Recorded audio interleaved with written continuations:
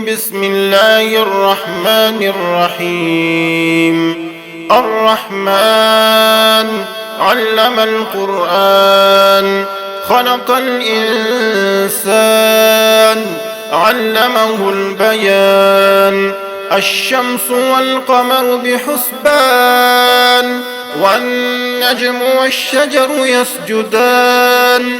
والسماء رفعها ووضع الميزان، ألا تطغوا في الميزان، وأقيموا الوزن بالقسط ولا تخسروا الميزان. والأرض وضعها للأنام، فيها فاكهة والنخل ذات الأكمام، والحب ذو العصف والريحان. فبأي آلاء ربكما تكذبان؟ خلق الإنسان من صلصال كالفخار، وخلق الجان من مارج من نار. فبأي آلاء ربكما تكذبان؟ رب المشرقين ورب المغربين، فبأي آلاء ربكما تكذبان؟ مرج البحرين يلتقيان، بينهما برزخ لا يبغيان. فبأي آلاء ربكما تكذبان؟ يخرج منهما اللؤلؤ والمرجان. فبأي آلاء ربكما تكذبان؟ وله الجوار المنشآت في البحر كالأعلام. فبأي آلاء ربكما تكذبان؟ كل من عليها فان، ويبقى وجه ربك ذو الجلال والإكرام. فبأي آلاء ربكما تكذبان؟ يسأله من في السماوات والأرض كل يوم هو في شأن. فبأي آلاء ربكما تكذبان؟ سنفرغ لكم أيها الثقلان. فبأي آلاء ربكما تكذبان؟ يا معشر الجن والإنس إن استطعتم أن تنفذوا من أقطار السماوات والأرض فانفذوا، لا تنفذون إلا بسلطان. فبأي آلاء ربكما تكذبان؟ يرسل عليكما شواظ من نار ونحاس فلا تنتصران. فبأي آلاء ربكما تكذبان؟ فإذا انشقت السماء فكانت وردة كالدهان. فبأي آلاء ربكما تكذبان؟ فيومئذ لا يسأل عن ذنبه إنس ولا جان. فبأي آلاء ربكما تكذبان؟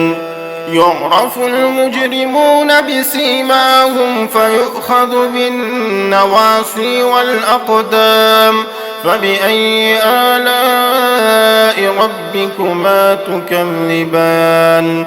هذه جهنم التي يكذب بها المجرمون، يطوفون بينها وبين حميم آن. فبأي آلاء ربكما تكذبان؟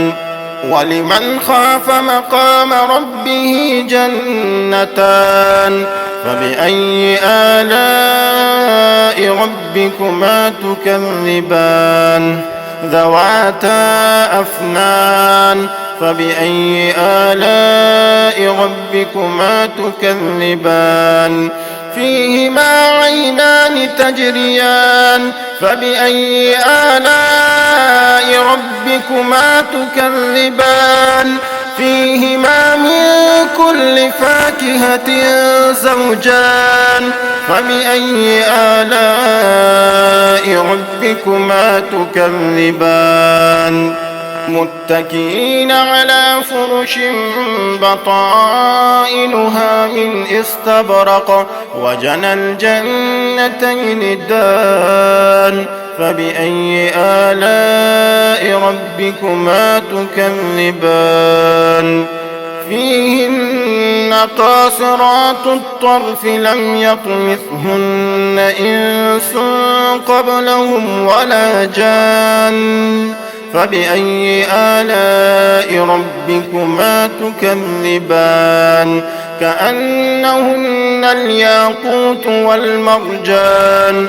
فبأي آلاء ربكما تكذبان هل جزاء الإحسان إلا الإحسان فبأي آلاء ربكما تكذبان ومن دونهما جنتان فبأي آلاء ربكما تكذبان مدهامتان فبأي آلاء ربكما تكذبان فيهما عينان نضاختان فبأي آلاء ربكما تكذبان فيهما فاكهة ونخل ورمان فبأي آلاء ربكما تكذبان فيهن خيرات حسان فبأي آلاء ربكما تكذبان حور مقصورات في الخيام فبأي آلاء ربكما تكذبان لم يطمثهن إنس قبلهم ولا جان فبأي آلاء ربكما تكذبان متكئين على رفرف خضر وعبقري حسان فبأي آلاء ربكما تكذبان تبارك اسم ربك ذي الجلال والإكرام